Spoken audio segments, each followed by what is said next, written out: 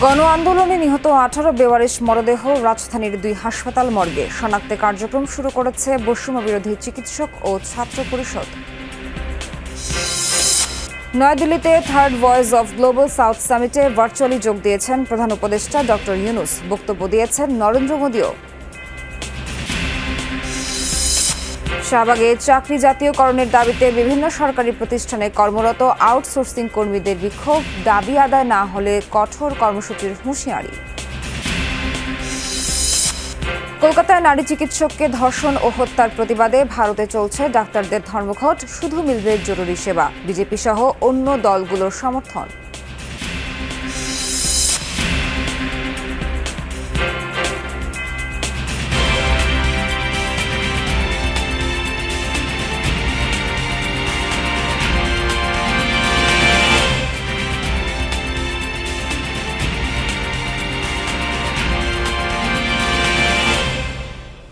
সবাইকে স্বাগত। আমন্ত্রণ যমুনা নিউজে, সঙ্গে আছে নাবিলা সোহার। এতক্ষণ শিরোনাম দেখছিলেন, যাচ্ছে বিস্তারিত খবরে।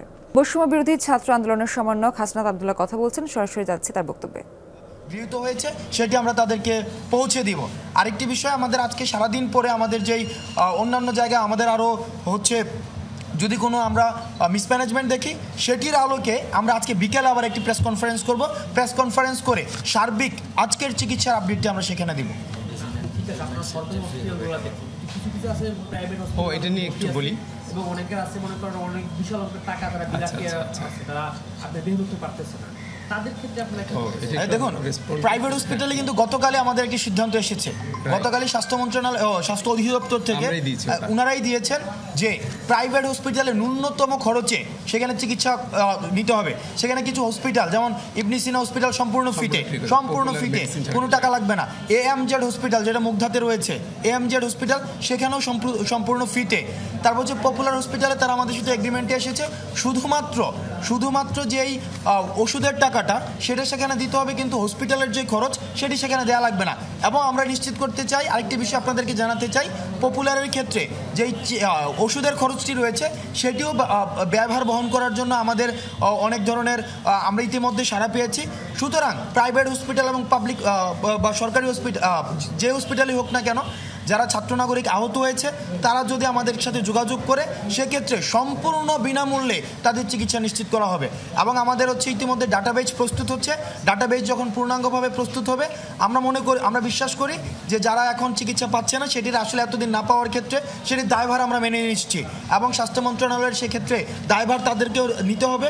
এবং এই দায়ভারটি নিয়েই কিন্তু আমরা সেইগুলো পরিবর্তন করার জন্য এখন এই যে প্রগ্রেসগুলো হচ্ছে, এই প্রগ্রেসগুলো নেওয়া হচ্ছে। আমি একটু হেল্প করি।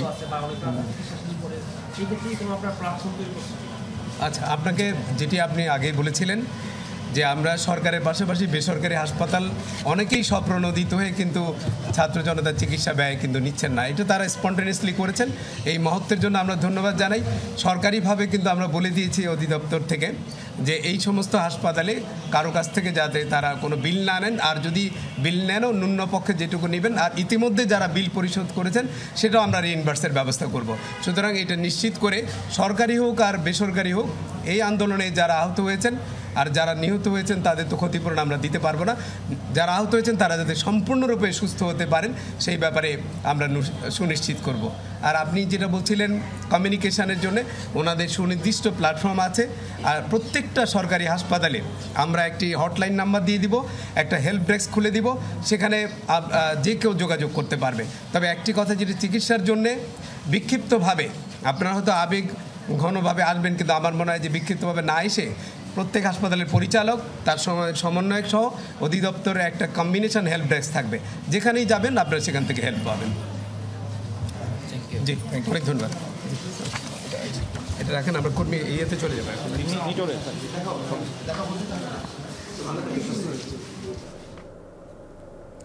ঢাকা মেডিকেলে যুক্ত ছিলাম আমরা, এখন সরাসরি যাচ্ছি পরবর্তী খবরে।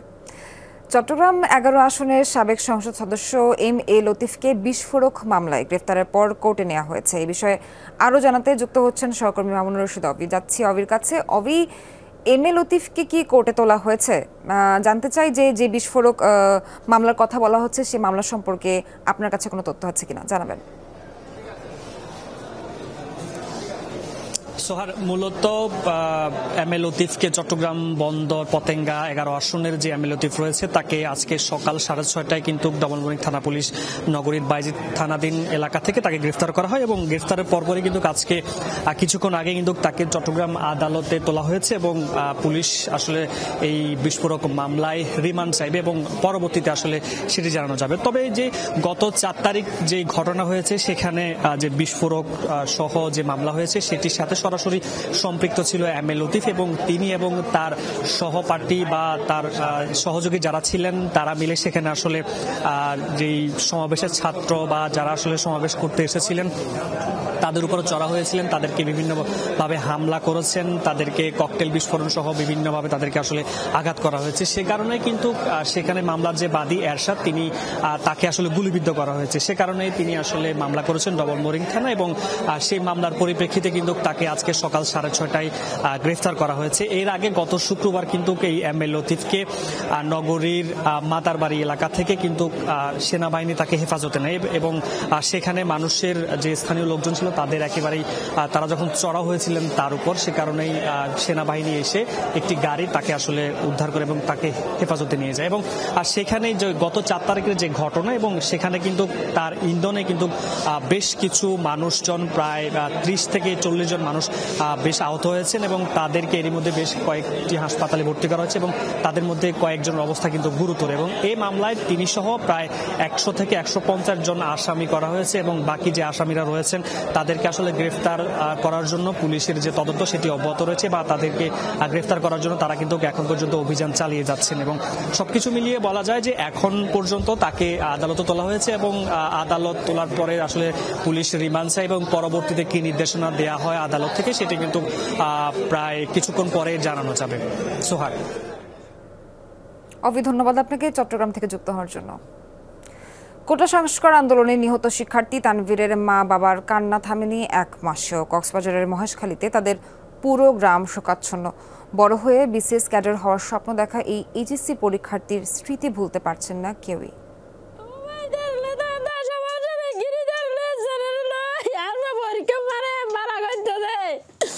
ছেলের মৃত্যুর প্রায় 1 মাস পরও থামেনি মমতাময়ী মায়ের কান্না। বইয়ের ভাঁজে, কলেজের ব্যাগে সার্টিফিকেট আর আইডি কার্ডে খুঁজে ফিরছেন ছেলের স্মৃতি। 19 বছর বয়সী তানভীর সিদ্দিকীর স্বপ্ন ছিল বিসিএস ক্যাডার হওয়ার, তার পূরণ হলো না। বিশেষ ক্যাডার হইরে যাইন্দে ঘর মারে কাল লইরে যাইন্দা এক কথা হইতে আর ফুয়ার লইরে ডাহাতি থেকে আমার শহর মাঝে আর ফসরি করি আর শান্তি করে হাতে যে মিলে কেন মনত বিশ্বাস আসিল আমি আশা পূরণ করি না রে। তানভীরের বাড়ি কক্সবাজার জেলার মহেশখালী কালারমারছড়ায়। একাই চট্টগ্রাম শহরের মেসে থাকতেন। আশেকানে আউলিয়া ডিগ্রি কলেজের এই এইচএসসি পরীক্ষার্থী।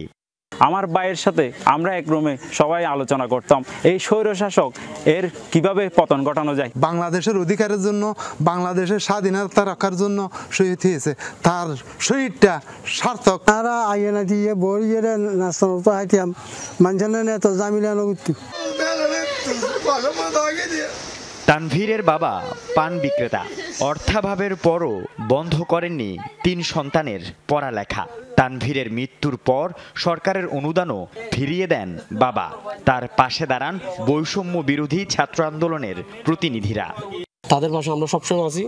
ওনার আব্বারে কোনোদিন আমরা ওনার ছেলে সন্তানের অভাবটা ইনশাল্লাহ বুঝতে দিব না। যতদিন না সবার বিচার নিশ্চিত করবে ততদিন পর্যন্ত প্রয়োজন আমরা আন্দোলন চালিয়ে যাব। গেল 18 জুলাই কোটা সংস্কার আন্দোলনের সময় চট্টগ্রামের বহদ্দারহাটে গুলিতে নিহত হন তানভীর। আল আমিন শিকদার, যমুনা নিউজ। চাকরি জাতীয়করণের দাবিতে শাহবাগ মোড়ে অবস্থান নিয়ে বিক্ষোভ করছেন সরকারি প্রতিষ্ঠানের আউটসোর্সিং কর্মচারীরা। সকালে বিভিন্ন সরকারি প্রতিষ্ঠানের আউটসোর্সিং ও দৈনিক মজুরি ভিত্তিতে কর্মরত হাজার খানেক কর্মচারী শাহবাগে বিক্ষোভ করতে থাকেন। এ সময় কর্মরত সকলের চাকরি স্থায়ী করার দাবি জানান। আন্দোলনকারীদের অভিযোগ, বহু বছর ধরে বেতন বৈষম্যের শিকার হচ্ছেন তারা। আওয়ামী লীগ সরকার 4র্থ শ্রেণীর নিয়োগ বন্ধ করে আউটসোর্সিং পদ্ধতিতে নিয়োগ শুরু করে। অন্তর্বর্তীকালীন সরকারের কাছে তাদের দাবি, অবিলম্বে চাকরি রাজস্ব খাতে অন্তর্ভুক্তি করা সহ ঠিকাদারি প্রথা বিলুপ্ত করতে হবে। আমরা সরকারি ডিপার্টমেন্টে চাকরি করি, আউটসোর্সিং এর মাধ্যমে আমরা সমানভাবে পরিশ্রম করি, সরকারকে সহযোগিতা করি, কিন্তু আমরা প্রতিটা ক্ষেত্রে বৈষম্যের শিকার। আমরা বোনাসের বেলা নেই, আমরা বৈশাখী বেতার বেলায় নেই, আমরা বেতনের বেলা নেই। আমরা আর নিপীড়িত হতে চাই না, আমরা রাজস্ব চাই। আমরা বহুত কষ্ট করছি। যতক্ষণ পর্যন্ত চাকরি রাজস্বকরণ কারণ না হবে ততক্ষণ পর্যন্ত আমাদের এই আন্দোলন চলবে। ঠাকুরগাঁও 1 আসনের সাবেক সংসদ সদস্য রমেশ চন্দ্র সেনকে আইন শৃঙ্খলা বাহিনীর পরিচয়ে বাসা থেকে আটক করা হয়েছে, এমনটাই দাবি করেছেন তার স্ত্রী অঞ্জলি রানী। এ বিষয়ে আরও জানাতে যুক্ত হচ্ছেন সহকর্মী পার্থ সারথী দাস। পার্থ, এ বিষয়ে পুলিশ কি কিছু বলেছে? সবশেষ কি তথ্য আছে আপনার কাছে, আমাদের জানাবেন।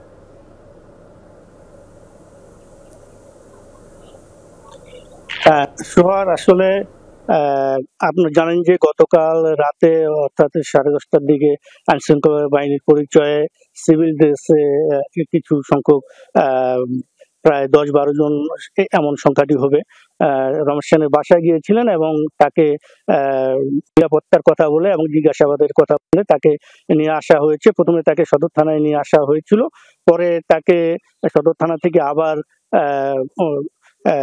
পিকআপে এবং যে হাইয়েস্ট গাড়ি ছিল পুলিশের, সেই হাইয়েস্ট গাড়িতে তাকে নিয়ে যাওয়া হয়েছে। এবং কোথায় নিয়ে যাওয়া হয়েছে এ বিষয়ে আমরা পুলিশের ঊর্ধ্বতন কর্মকর্তাদের সঙ্গে কথা বলার চেষ্টা করেছি। আসলে তারা সেটি সঠিকভাবে তাদের বলছেন না এবং তারা আসলে বিষয়টি এড়িয়ে যাচ্ছেন। তবে অঞ্জলি রানী সেন যিনি রয়েছেন অর্থাৎ রমেশ সেনের স্ত্রী, তিনি বলছেন যে 10:30টার দিকে খাওয়া দাওয়া সেরে ফেলেছেন। ঠিক সেই সময়ে আইন শৃঙ্খলা পরিচয়ে তাকে সাদা পোশাকে কিছু সংখ্যক পুলিশ তার বাসায় ঢুকে এবং তাকে বাসা থেকে নিয়ে যায় এবং কোথায় নিয়ে যাওয়া হয় সেটি তারা নিশ্চিত করে বলতে পারছেন না। সোহাগ। পার্থ, ধন্যবাদ আপনাকে। ভারতের রাজধানী নয়াদিল্লিতে চলছে 3rd voice of global summit south summit. সেখানে ভার্চুয়ালি যোগ দিয়েছেন বাংলাদেশের অন্তর্বর্তীকালীন সরকারের প্রধান উপদেষ্টা নোবেলজয়ী ডক্টর মোহাম্মদ ইউনূস। এরই মধ্যে গ্লোবাল সামিটে ভাষণ দিয়েছেন ভারতের প্রধানমন্ত্রী নরেন্দ্র মোদী। শুক্রবার নরেন্দ্র মোদী ডক্টর ইউনূসকে ফোন করে আমন্ত্রণ জানালে তিনি তা গ্রহণ করেন। ফোন আলাপে দুই নেতার মধ্যে সংখ্যালঘু ইস্যু সহ পারস্পরিক সম্পর্কের নানা বিষয়ে আলোচনা হয়। প্রধান উপদেষ্টার প্রেস উইং জানায়, ভারতের প্রধানমন্ত্রী প্রধান উপদেষ্টাকে গ্লোবাল সাউথ সামিটে যোগ দেওয়ার আমন্ত্রণ জানান। ডক্টর ইউনূস ঢাকা থেকে ভার্চুয়ালি সম্মেলনে যোগ দেওয়ার সম্মতি দেন।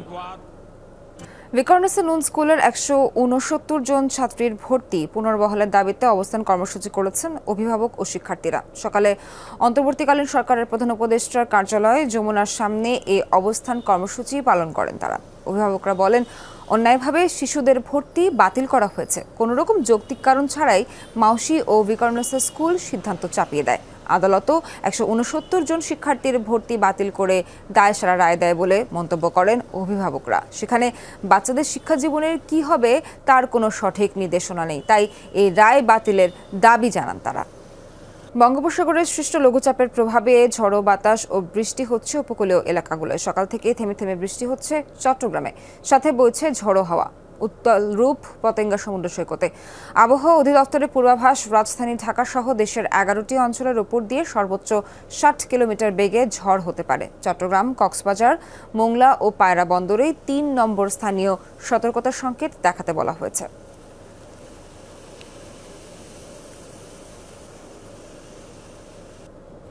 একই চিত্র কক্সবাজারে, থেমে থেমে বৃষ্টির সাথে বইছে ঝড়ো বাতাস। তবে সমুদ্র উত্তাল থাকলেও এখনও সৈকতে ভিড় রয়েছে পর্যটকদের। এদিকে সাগরে মাছ ধরতে গিয়ে কয়েকটি ট্রলার ও নৌকা ফিরে আসলেও আটকা পড়েছে বেশ কিছু। কক্সবাজারে সমুদ্রে সাঁতার কাটতে যেয়ে ডুবে মারা গেছেন একজন। আজ সকালেই উদ্ধার হয়েছে তার মরদেহ। কক্সবাজার আসলে এমনিতে সাগরের একটা বই থাকে, তারপরে আসলে ওই বইটা যখন আমরা কক্সবাজারে এসে বিচে নামি তো ওই বইটা আসলে মনের ভিতরে সেটা কাজ করে না। এখন যে আবহাওয়াটা পৃথিবীর সবচেয়ে সুখ এখানে, যেটা মনে হয় আর কি আমার থেকে। কলকাতায় নারী চিকিৎসককে ধর্ষণ হত্যার প্রতিবাদে 24 ঘণ্টা ধর্মঘট পালন করছে চিকিৎসকদের সর্বভারতীয় সংগঠন ইন্ডিয়ান মেডিকেল অ্যাসোসিয়েশন। এ সময়ের মধ্যে দেয়া হবে না ইমার্জেন্সি ছাড়া অন্য কোনো সেবা। একই উদ্যোগ নিয়েছে আরজি কর মেডিকেল কলেজের শিক্ষার্থী সংগঠন প্রতিবাদী মঞ্চ। 9 দফা দাবি নিয়ে মাঠে আছেন তারা। চিকিৎসকদের সাথে একাত্মতা জানিয়েছেন রাজ্য বিজেপি সহ অন্যান্য বিরোধী দলগুলো। কলকাতা থেকে সহকর্মী সুকান্ত চট্টোপাধ্যায়ের পাঠানো তথ্যচিত্রে বিস্তারিত। বিক্ষোভে উত্তাল কলকাতা। আরজিকর হাসপাতালে দায়িত্বরত অবস্থায় এক নারী চিকিৎসককে ধর্ষণ ও হত্যার ঘটনা সামনে আসার পর থেকেই ক্ষোভে ফুঁসছে শহরবাসী। শুধু কলকাতায় নয়, পশ্চিমবঙ্গ থেকে বিক্ষোভের উত্তাপ ছড়িয়েছে পুরো ভারতেই। নৃশংস এ হত্যাকাণ্ডের প্রতিবাদে গেল সপ্তাহ থেকেই দেশ জুড়ে চলছে নানা কর্মসূচি। এবার প্রতিবাদ জানিয়ে 24 ঘন্টার জন্য ভারত জুড়ে ধর্মঘটের ডাক দিল ডাক্তারদের সর্বভারতীয় সংগঠন ইন্ডিয়ান মেডিকেল অ্যাসোসিয়েশন IMA। শনিবার সকাল 6টা থেকে চলছে IMA এর ধর্মঘট, চলবে রোববার সকাল 6টা পর্যন্ত। এই 24 ঘন্টা দেশ জুড়ে বন্ধ থাকবে সব ধরনের চিকিৎসা সেবা, তবে দেয়া হবে একেবারেই এমার্জেন্সি সেবাগুলো। এদিকে বুধবারের রাত দখল কর্মসূচিতে বিশৃঙ্খলা সৃষ্টি এবং আরজিকর হাসপাতালে ঢুকে ভাঙচুর মারধরের প্রতিবাদে বৃহস্পতিবার থেকে ধর্মঘট অব্যাহত রেখেছে federation of resident doctors association. এমন নৃশংস হত্যার সুষ্ঠু বিচার সরকারকে করতে হবে, পাশাপাশি হাসপাতালগুলোর নিরাপত্তা নিশ্চিত করতে হবে সরকারকে। যুগের পর যুগ এটাই আমাদের চাওয়া ছিল, যা উপেক্ষা করা হয়েছে। চিকিৎসা সেবা বন্ধ রেখেছে আরজিকর হাসপাতালের চিকিৎসক পড়ুয়া সংগঠন প্রতিবাদী মঞ্চ। দোষীদের অবিলম্বে শনাক্তকরণ সহ 9 দফা জানান তারা। দোষীদের শাস্তি, দোষীদেরকে ইন্টারোগেশনের আয়তায় আনা, আইডেন্টিফিকেশন করা, অ্যারেস্ট করা এবং এই ঘটনার পিছনে মোটিভ কী ছিল, এই ঘটনার পিছনে কি, কারা এবং কিভাবে জড়িত ছিল, কি হয়েছে, কেন এই ভ্যান্ডালিজম ঘটানো হলো, কেন এই ভ্যান্ডালিজম যারা আউটসাইডারে ছিল তারা জেস্ট মেডিসিনে ক্রাইম সিনের দিকে যেতে চাইছিল, এই ঘটনাগুলো তদন্তের মধ্যে আয়তার মধ্যে আনা হোক এবং এই ঘটনার গুরুত্ব অনুধাবন করে আমরা সমস্ত সাধারণ মানুষের কাছে অ্যাপিল করছি এই গুরুত্বের প্রতি সমবেদনা রাখবেন এবং আমাদের আন্দোলনের পাশে থাকবেন। এদিকে চিকিৎসকদের এসব সংগঠনের সাথে সংহতি জানিয়ে শুক্রবার সকাল 6টা থেকে সন্ধ্যা 6টা পর্যন্ত 12 ঘন্টার হরতাল কর্মসূচি পালন করেছে বাম দল সোশ্যালিস্ট ইউনিটি অফ ইন্ডিয়া। একাত্মতা জানিয়েছে ক্ষমতাসীন বিজেপিও। অনেকেই মনে করছেন বড় কিছু ঘটতে যাচ্ছে আগামী 24 ঘন্টায়। গেল শুক্রবার কলকাতার আরজিকর হাসপাতালের সেমিনার রুমে ধর্ষণের পর হত্যা করা হয় এক নারী চিকিৎসককে। তারপর থেকেই ক্ষোভে ফুঁসছে ভারতবাসী। ক্রমে যা রূপ নিয়েছে পশ্চিমবঙ্গের মুখ্যমন্ত্রী মমতা বন্দ্যোপাধ্যায়ের পদত্যাগের আন্দোলনে।